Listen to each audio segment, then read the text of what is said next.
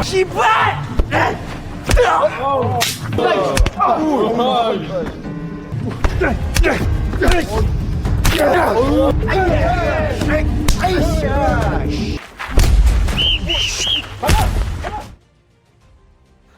gengs, apa kabarnya hari ini? Semoga baik-baik saja ya. Kali ini saya akan menceritakan alur cerita film penjara yang berjudul Asurado. Film ini menceritakan tentang seorang kepala lapas yang mempunyai dendam kepada salah satu napi tersebut, yaitu bos mafia. Namun sebelumnya bos mafia itu bisa mendamaikan antara gangster di penjara itu. Seperti biasa, daripada kelamaan ngomong gak jelas, langsung aja kita ke alur cerita filmnya.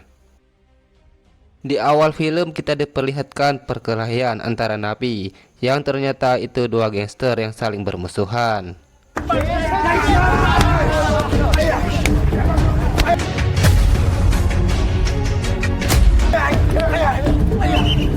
Di sisi lain, seorang kepala sipir yang stres memikirkan hutangnya. Maksud saya memikirkan perdamaian antara dua gangster tersebut.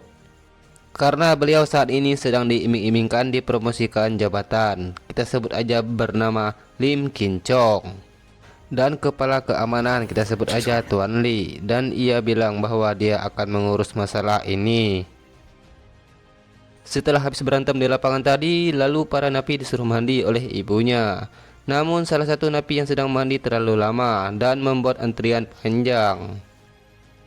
Napi ini bernama Doksa, salah satu ketua geng tersebut. Namun salah satu napi berniat untuk membunuhnya dikarenakan terlalu lama antrian, yang ternyata beliau ketua geng dari rivalnya. Kita sebut aja Kim. Namun rencana pembunuhan tersebut diketahui oleh sipir penjara, yang dimana semua orang tahu bahwa mereka saling bermusuhan. Setelah jam makan siang, antara bos gangster itu mendapat jatah makanan yang sangat lezat oleh kepala penjara, yang dimana ketua gangster mendapat jatah makanan sup ayam, sedangkan napi lain hanyalah lauk tempe. 각봐! 해식! 한가정이 씹새끼가 내가 닭고기 좀 넣어달라고 그렇게 얘기해.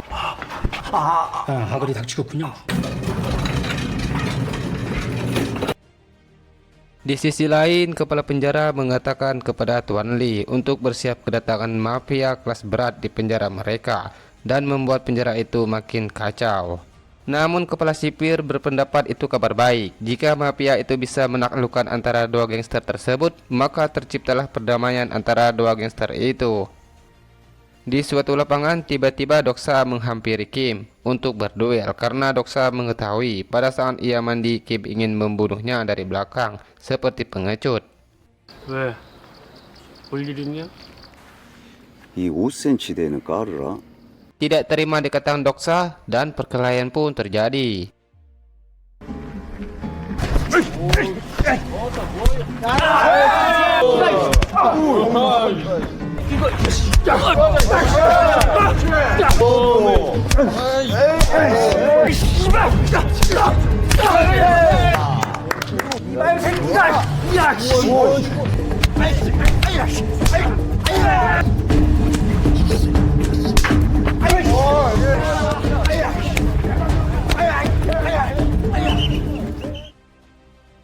Atas perkelahian tadi, salah satunya dipanggil oleh Tuan Lee, ia sebagai pengawas penjara itu. Lalu ia mengatakan untuk berdamai. Namun sebagai lelaki sejati, ia tidak mau berdamai dengan Kim.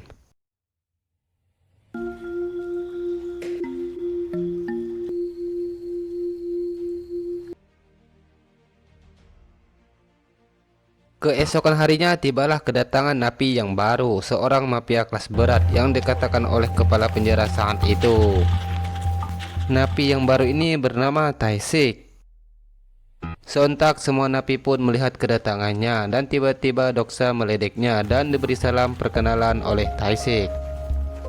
뭘 꼬라봐 이 개새끼야, 눈 깔아야. Kemudian ia dibawa ke ruangan sel yang sangat sempit dan ditemui oleh kepala sipir dan Tuan Lee, berharap Taisik bisa mendamaikan antara dua geng tersebut, yaitu Doksa dan Kim, yang selalu membuat onar di penjara itu. Di ruangan sel lainnya, anggota Kim bercerita kepada anak buahnya tentang Tae-sik, sang mafia legendaris, yang dimana dulu seorang security yang menolong wanita dari anggota gangster dan mampu melawan 100 orang lainnya.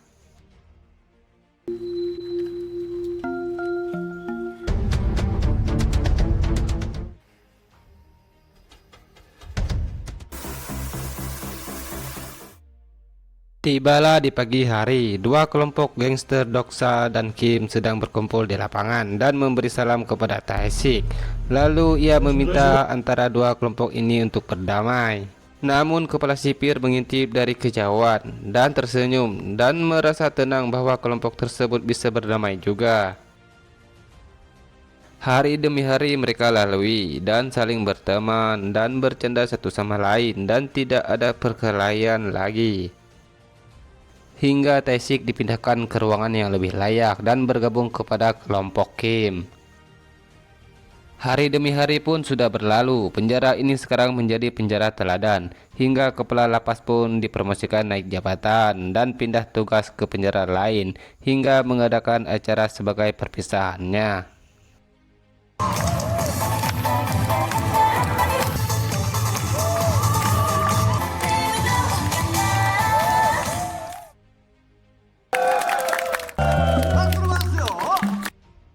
Di kemudian hari tibalah seorang kepala lapas yang baru, kita sebut aja Peong ya.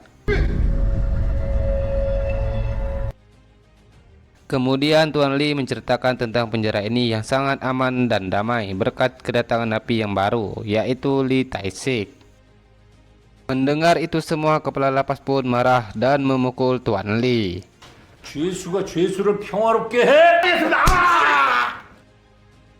Keesokan harinya Tuan Lee mengumpulkan semua napi, namun salah satu napi tersebut yang sedang beristirahat dan tidak mau keluar dari ruangan selnya, hingga Tuan Lee marah dan memukulnya.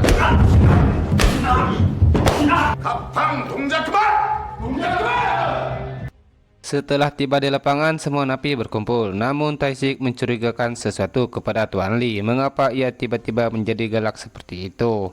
Setelah semua napi dikumpulkan, Tuan Lee diperintahkan untuk memeriksa ruangan sel tersebut dan mendapatkan bungkusan rokok, senjata tajam, beserta narkoba. Setelah dikumpulkan di lapangan, lalu mereka pun mandi. Namun peraturan kepala penjara yang baru sangatlah disiplin, hanya dikasih 30 detik saja untuk mandi. Hingga jatah makanan pun berubah drastis. Yang dulu lauk sup ayam sekarang hanya sambal terasi saja. 이태식, ponpa, 독사. Ternyata Doksa, Kim, dan Lee Tae-sik dikurung masing-masing di tempat ruangan yang sempit. Hingga Tae-sik terkejut wow melihat kepala sipir yang baru ternyata Jok Peong. Kita flashback ke masa sebelumnya. Di suatu tempat diskotik, beberapa pemuda yang sedang asik minum bersama dan mengecas wanita. Namun salah satu wanitanya tidak mau diajak minum, kita sebut aja Mei. Dan pemuda itu membuat kekacauan di tempat tersebut, hingga penjaga tempat itu pun masuk beserta pemilik tempatnya, yang ternyata itu Lee Tae-sik waktu dulu. Lalu pemuda itu ingin membunuh Lee Tae-sik dengan pecahan botol di tangannya, tapi apa yang terjadi?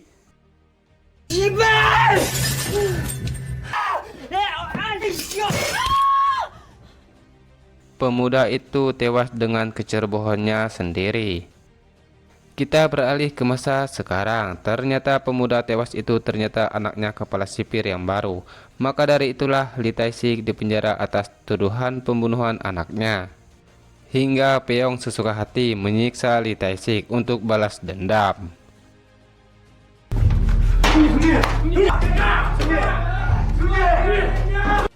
Kemudian Tuan Lee diperintahkan oleh kepala penjara untuk tidak berdamai antara Doksa dan Kim dan membuat onar seperti dulu lagi.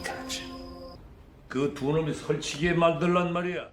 Hingga Tuan Lee memaksa salah satu napi untuk membuat surat kesaksian palsu bahwa yang membawa narkoba ke dalam sel tersebut ialah Lee Tae-sik, bertujuan supaya Jo Peong bisa menghukumnya sesuka hati. Tibalah di pagi hari, seorang perempuan cantik yaitu Mei bertujuan ingin menjenguk Lee Tae-sik. Namun ia pun dibawa ke ruangan kepala penjara, yaitu Jo Peong. Namun Mei disuguhin kopi dengan isi obat tidur oleh Jo Peong hingga ia tertidur dan kesempatan untuk membuka gunung kembarnya. Dan difoto untuk dilihat di dalam kamar mandi nantinya. Kemudian Tae-sik dibawa ke ruangannya dan melihat keadaan Mei seperti itu. Dia sangat marah kepada Jo Peong yang ternyata Mei perempuan diskotik yang dulu ditolongnya saat ini adalah istrinya. Namun Lee Tae-sik tidak bisa berbuat apa-apa. Setelah itu Doksa dipanggil oleh kepala penjara untuk kerjasama dengannya dan menahan Mei istrinya Tae-sik. Lalu ia dibebaskan dengan alasan pembebasan bersyarat. Di sisi lain, Lee Tae-sik bekerja sama dengan tahanan lainnya untuk berusaha kabur dari penjara itu.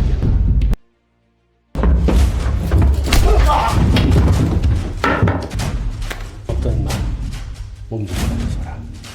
Lalu ia menemui Kim dan merencanakan untuk menghabisi Jo Peong. Namun saat ini situasi sedang kacau, apalagi saat ini Doksa tiba-tiba dibebaskan dan membuat semuanya menjadi curiga.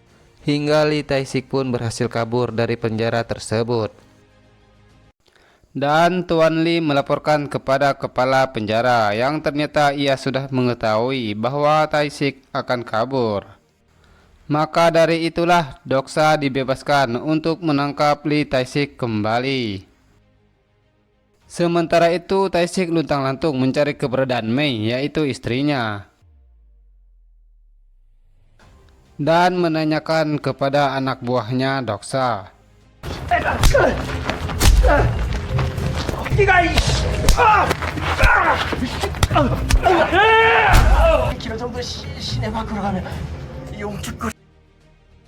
Hingga ia menemukan istrinya di waktu bersamaan, tibalah Doksa.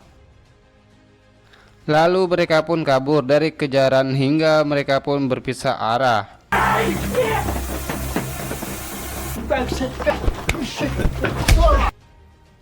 내가 유인할 테니까 넌 경찰.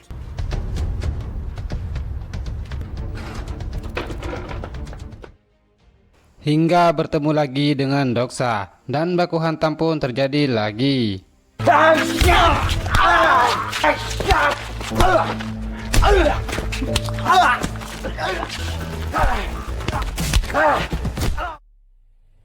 Di sisi penjara saat ini kedatangan Pak Menteri beserta wartawan untuk meninjau penjara tersebut apakah baik-baik saja atau tidak. Sementara itu mereka yang terkapar karena kelelahan saat berduel. Dan mereka pun bekerja sama lagi untuk mengungkap yang terjadi sebenarnya di penjara itu karena ulah Jo Peong. Dan Tae-sik menelpon wartawan dan mengatakan informasi yang terjadi sebenarnya. Pak Menteri dan Jo Peong yang sedang asik ngobrol bersama dan mengopi.